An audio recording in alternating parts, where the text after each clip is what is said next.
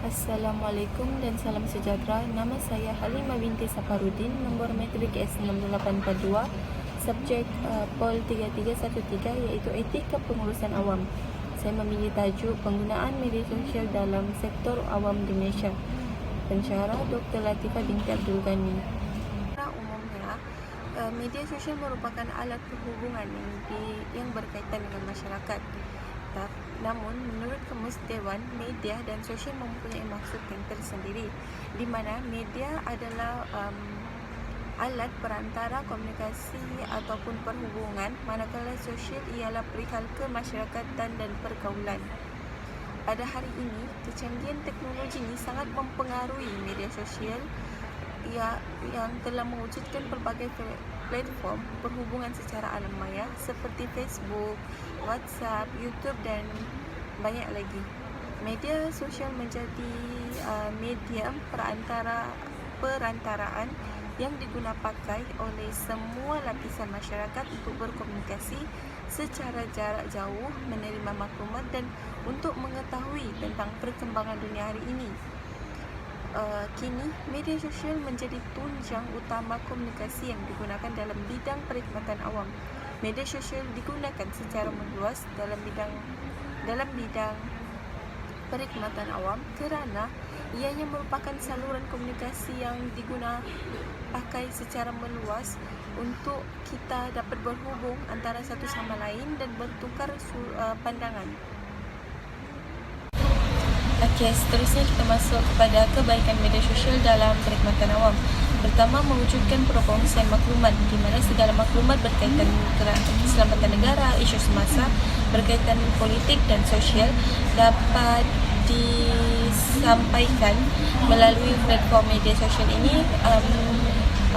Masyarakat dapat mendapat maklumat sudut bacaan tentang berita harian apa perkembangan dunia hari ini melalui platform media sosial.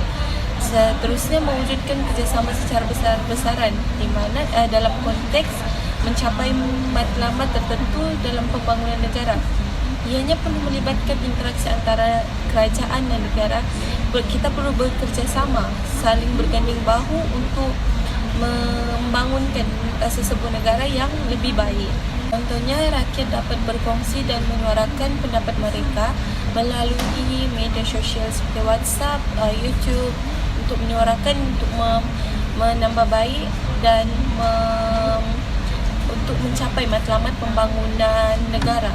Jadi rakyat pun terlibat secara langsung ataupun tidak langsung untuk dalam mewujudkan kerjasama dalam pembangunan negara.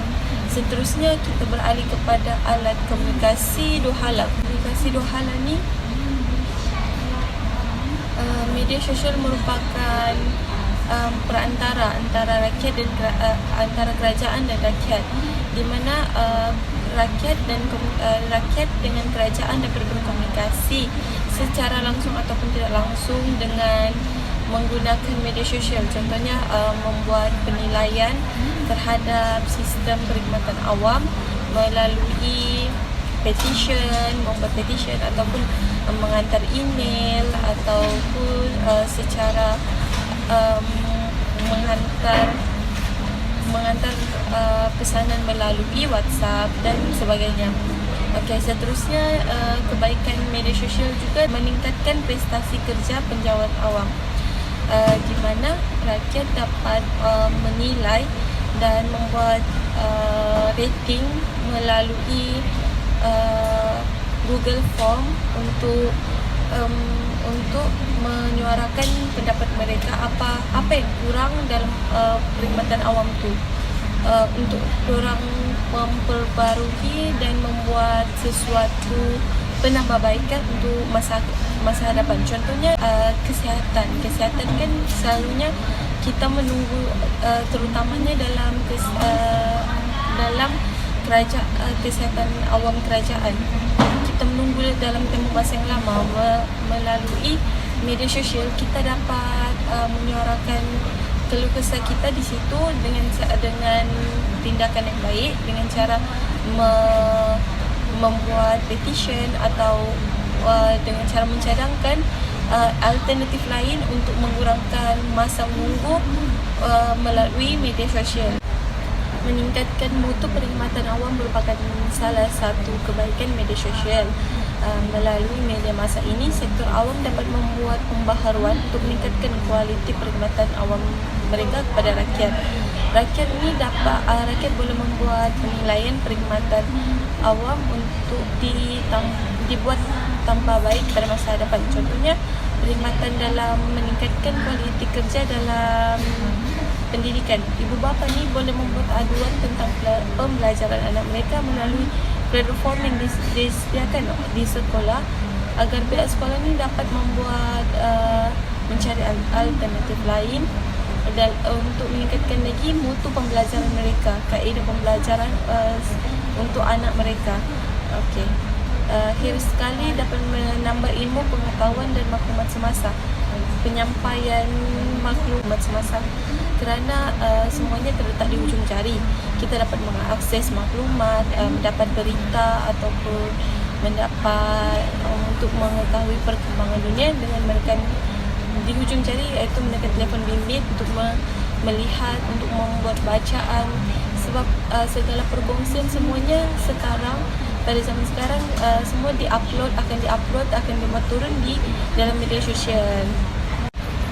Terdapat 4 elemen keburukan media sosial. Pertama, tempat penularan berita palsu, di mana yang kita sering lihat seseorang yang ingin mencantumkan, dia menggunakan media sosial ini untuk membuat fitnah, menyebarkan berita palsu agar seseorang tu dilucutkan jawatan dan sehingga diberhentikan kerja. Kedua, keburukan media sosial yang kedua adalah pergaulan tanpa batas. Pergaulan tanpa batas ni, media sosial ni menyebabkan seseorang tu leka apabila menggunakannya. Tidak kiralah orang awam ataupun sektor awam, apabila mereka terpengaruh, contohnya judi dalam media sosial. Media sosial ni banyak platform dia. Pergaulan tanpa batas merupakan keburukan media sosial dalam media sosial. Media sosial ni berkembang secara meluas, menyebabkan tiada gap, tiada pergaulan had. Jadi kita dapat berkomunikasi secara bebas, sehingga timbulnya isu perceraian ataupun kes curang, berlakunya keruntuhan rumah tangga. Itu keburukan media sosial apabila kita tidak dapat kawal dengan baik. Seterusnya, meningkatkan pembulian cyber. Pembulian cyber selalu berlaku dalam penjawat awam oleh pihak atasan. Apabila pihak bawahan tidak dibuli secara cyber dengan cara menyebar aib, menyebarkan berita yang tidak sahih, agar pihak bawahan ni mengikut arahan yang diberikan oleh pihak atasan, iaitu bekerja lebih waktu ataupun sebagainya. Akhir sekali, penipuan telekomunikasi. Penipuan telekomunikasi ni selalu yang kita dengar ialah scammer. Penyamaran yang dilakukan dengan menutup identiti dorang menyamar sebagai seorang pegawai bank untuk mengaut keuntungan orang awam dengan mendapatkan data-data peribadi dorang. Lepas tu terkesan menyebabkan penyaut awam yang dipersalahkan. Dan antara isu-isu media sosial dalam perkhidmatan awam, yang pertama, penyebaran maklumat yang tidak sah dilakukan oleh individu yang tidak bertanggungjawab. Kedua, mewujudkan kebebasan bersuara tanpa batas. Ketiga, jenayah buli cyber sektor awam meningkat. Keempat, perkongsian maklumat secara berlebihan dalam media sosial berlaku. Terdapat 4 cabaran penggunaan media sosial. Pertama, mewujudkan masyarakat yang serba tahu, di mana kita dapat lihat pada hari ini pengguna sekarang lebih bijak berpendidikan dan celik media tentang perkembangan dan perkongsian media sosial.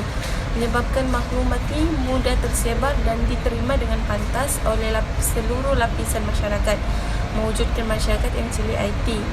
Cabaran yang kedua adalah maklumat terkini mudah tersebar secara meluas disebabkan oleh perkembangan teknologi yang moden hingga mewujudkan banyak aplikasi seperti Facebook, WhatsApp, YouTube, blog dan sebagainya. Menjadi perhubungan awam profesional ni perlu menggunakan medium dengan sebaiknya untuk mempromosikan gagasan yang dibuat oleh kerajaan. Cabaran yang ketiga pula adalah penyampaian maklumat secara berfokus kepada masyarakat. Pelanggan kebanyakan memerlukan maklumat berfokus, padat, lebih spesifik dan komunikasi dua hala. Dan bahasa standard yang digunakan dalam media sosial perlu diberi penekanan agar seluruh lapisan masyarakat dapat memahami apa yang ingin disampaikan oleh kerajaan dan pihak perkhidmatan awam tersebut. Dan akhir sekali, cabaran yang keempat adalah menjadi medium interaksi tanpa sempadan, di mana medium interaksi yang meluas ini menjadi cabaran kepada sektor awam dari sudut menyelesaikan masalah yang semakin bertambah dalam media sosial berkaitan isu semasa. Cadangan mengatasi penggunaan media sosial pertama membuat penambahbaikan undang-undang cyber sedia ada bagi membendung penyalahgunaan teknologi maklumat, di mana undang-undang yang sedia ada ni kita tingkatkan lagi, kita membuat penambahbaikan agar dapat membendung masalah buri cyber yang semakin meningkat dari semasa ke semasa. Kedua, kita memperkasa undang-undang bagi membendung masalah penggunaan media sosial dalam sektor awam dengan cara mengenakan tindakan mengikut undang-undang yang sedia ada.